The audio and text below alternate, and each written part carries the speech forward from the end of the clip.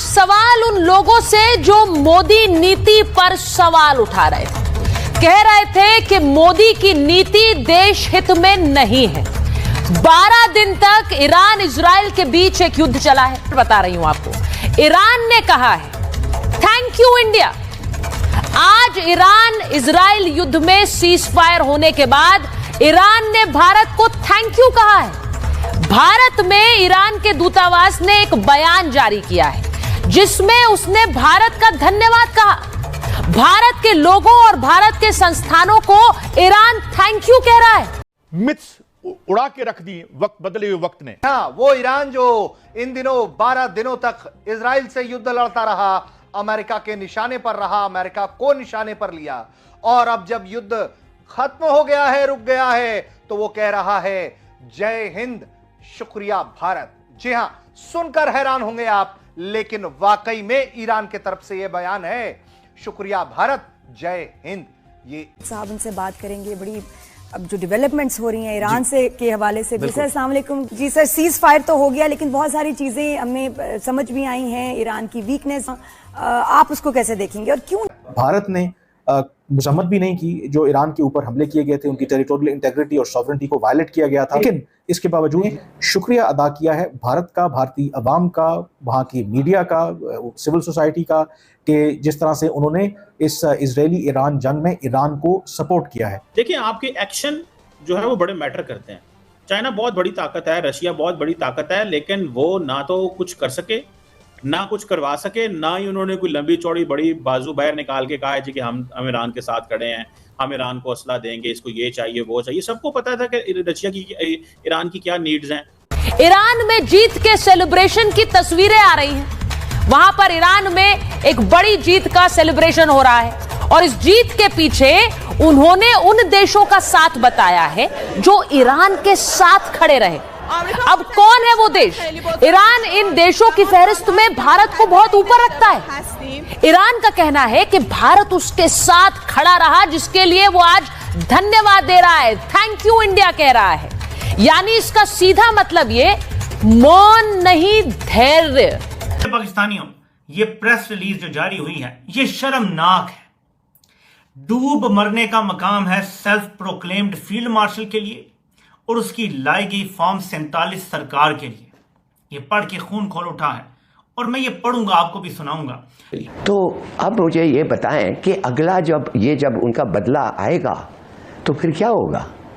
तो किस लिए बदला? कौन सा बदला? एक मिसाइल से तो बदला नहीं ले सकते। अब दैट्स ओवर। अब they must come out with something more stronger. क्या कहता है ईरान अपने बयान में? वो कहता है कि इजरायली शासन और संयुक्त राज्य अमेरिका द्वारा सैन्य आक्रमण के सामने ईरानी राष्ट्र की जीत के मौके पर नई दिल्ली में इस्लामिक गणराज्य ईरान का दूतावास भारत के सभी महान और स्वतंत्रता प्रेमी लोगों के प्रति हार्दिक आभार व्यक्त करता है, जिसमें सम्मानित नागरिक, राजनीतिक दल, संसद के माननीय सदस्य, गैर सरकारी संगठन, धार्मिक आध्यात्मिक नेता, विश्वविद्यालय के प्रोफेसर, मीडिया के सदस्य, सामाजिक कार्यकर्ता और सभी व्यक्ति और संस्थान शामिल हैं, जिन्होंने हाल के दिनों में खास करके ईरान के महान राष्ट्र के साथ दृढ़ता और मुखरता से वो खड़े रहे। पता लगता है कि इंडिया पहले कैसा था, अब कैसा है, कैसे विरोधियों को जवाब दिया, कैसे किस तरीके से जवाब दिया। किसी को नहीं छोड़ा भाई। यार लीडर होता है भाई, एक ओरा होती है लीडर की, और मोदी जी के अंदर मुकम्मल तौर पर पाकिस्तान की आवाम ने, पाकिस्तान की हुकूमत ने ईरान का साथ दिया, लेकिन उसके बावजूद जो ईरान की एम्बेसी है जय हिंद के नारे लगा रहे हैं। इंडिया के केस में इन्होंने ये नारा यहाँ पर दिया है, जय ईरान जय हिंद, और आगे आप देख पाओगे Iran embassy claims victory, thanks India for support. दुनिया में किसी माई के लाल में ये हिम्मत है कि जिस मुल्क में जंग चल रही हो, मुल्क तबाह हो रहा हो, और उस मुल्क में किसी मुल्क का वज़ीर-ए-आज़म जैसे prime minister Narendra Modi Ukraine में गए हैं। देखे अमेरिका सुपर पावर बनता है दुनिया के बीच में, जो यूक्रेन की बड़ी साइड लेता है, अपने डॉलर भी खर्च करता है। क्या अमेरिका के सदर की हिम्मत है यूक्रेन में आने की? अरे यार ये छोड़ो, मैं पाकिस्तान के वज़ीर-ए-आज़म की बात करता हूँ। फलस्तीन में कितनी बड़ी जंग चल रही है, पाकिस्तान के वज़ीर-ए-आज़म फलस्तीन जा सकते हैं? मुसलमान कंट्री है भाईजान, वो सऊदी अरेबिया का बादशाह जो है वो क्या फलस्तीन जा सकता है? ऐसी सिचुएशन दर्द इसलिए भी हो रही है कि अब ग्लोबल साउथ में 135 कंट्री ऐसे हैं जो मोदी जी को रिस्पेक्ट करते हैं। उन्होंने बोल दिया, you are the leader of 135 global south country. क्योंकि हमें थोड़ा सा उसी कैनवस पर देखना है और पाकिस्तान की जो खारजा पॉलिसी है उसमें मेन प्लेयर जो है वो अमेरिका है। बिल्कुल। पाकिस्तान जब से बना है और जब से लियाकत अली खान साहब ने 1950 का दौरा रूस मनसूख करके अमेरिका चले गए, तो फिर आज तक हम अमेरिका के साथ ही हैं, यानी दरमियान में यानी कि हमें उनके हवाले करके चले गए। अच्छा ही है। अच्छा, देखना यह है कि क्या, मैं कई दफ़ा इस पर सोचता हूँ कि अमेरिका के साथ हमारे तल्लुकात क्या जेन्युइन है या नेचुरल है। और एक ऐसा बंदा जब वो चलता है ना तो दुनिया को पता चलता है कोई आ रहा है। वो आखिर पे लड़का कहता है ऐसी डेमोक्रेसी हो तो भाई साहब मैं ऐसी डेमोक्रेसी मुझे कबूल है, मुझे कबूल है। हाँ? कबूल है। क्या बात की है यार भाई, यार मतलब क्या था 1960 में मोदी जी का लेवल और सबको। रहमतुल्लाहि व बरकातहू। बुज़दिली, गद्दारी और मुल्क दुश्मनी इससे पहले ऐसी कभी हुई नहीं जैसी अब हो रही है। सबकी कांपें टांग रही हैं, लेकिन अब इस कदर जुल्म और जबर के बाद अपने ब्रादर इस्लामी मुल्क पे हमले के बावजूद नाम तक लेने की जुर्रत नहीं है इन बुज़दिलों में, और दावे ये हैं कि हम गज़वा हिंद लड़ेंगे। जो ईरान का डिप्लोमेटिक मिशन या एम्बेसी है नई दिल्ली के अंदर, इनका ये एक्स ऑफिशियल हैंडल है। इन्होंने एक बयान जारी किया है जिसमें इन्होंने शुक्रिया अदा किया है भारत का, भारतीय अवाम का, वहाँ की मीडिया का, सिविल सोसाइटी का, कि जिस तरह से उन्होंने इस इजरायली ईरान जंग में ईरान को सपोर्ट किया है। और उसमें जो क्रक्स उन्होंने दिखाया है कि आखिर में उन्होंने इस एम्बेसी की जो स्टेटमेंट है कि जय हिंद का नारा लगाया है। ईरान की जो डिप्लोमेटिक मिशन है उसने, जो उनके बकौल भारत ने, भारत के अवाम ने इस मुश्किल घड़ी में ईरान की सपोर्ट की है। अब ये बड़ी एक हैरान कुन बात है, क्योंकि अगर आप ओवरऑल मीडिया देख लें, उनका main stream media, social media के ऊपर देख लें, बिल्कुल भी मेरे ख्याल में 1-2% शायद लोग सपोर्ट कर रहे थे, अदरवाइज मुकम्मल तौर पर वो इजराइल को सपोर्ट कर रहे थे ईरान के ख़िलाफ़।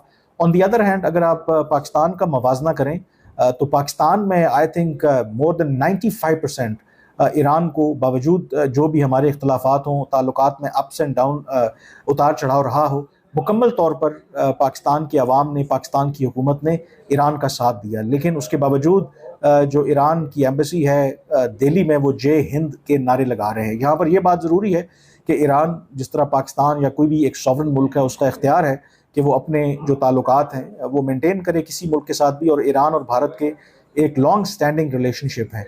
लेकिन यही यहाँ पर अहम नुक्ता है जब पाकिस्तान के हवाले से लोग एतराज़ करते हैं पाकिस्तान की पॉलिसी पर कि आखिर हम क्यों अमेरिका के साथ इंगेज कर रहे थे, कि कैसे मौके के ऊपर जब अमेरिका ईरान के ख़िलाफ़ इन हमलों में बाकायदा तौर पर शरीक था, तो उनको समझ जाना चाहिए कि जैसे ईरान, बावजूद उसके कि ये इतलात आ रही हैं कि इस सारी लड़ाई के दौरान जो भारत है उसने ईरान के ख़िलाफ़ काम किया, लेकिन उसके बावजूद ईरान जो है वो आज भी जय हिंद के नारे लगा रहा है, और Pakistan on the other hand खुलकर उनको सपोर्ट भी किया है ईरान को।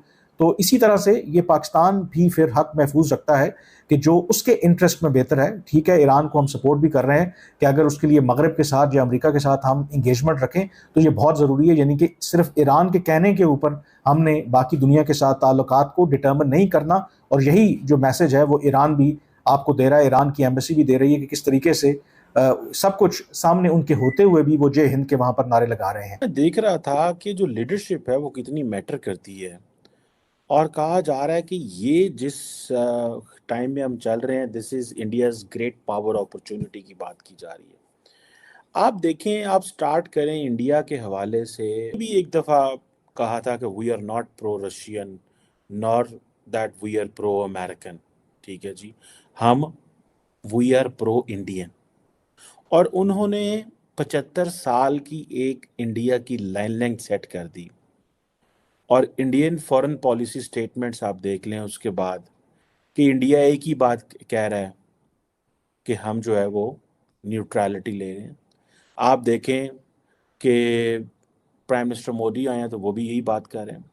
कहा जा रहा है कि जो 17 साल थे पावर के, ग्रेट ब्रिटेन ने आज़ादी दी जिन जिन ममालिक को, पाकिस्तान ये चीज़ नहीं कर सका।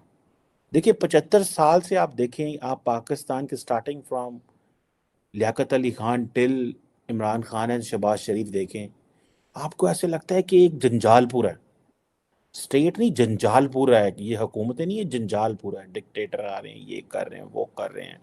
इस्लामिक प्रोजेक्ट चल रहे हैं, कभी हम कुछ कर रहे हैं, कभी कुछ कर रहे हैं।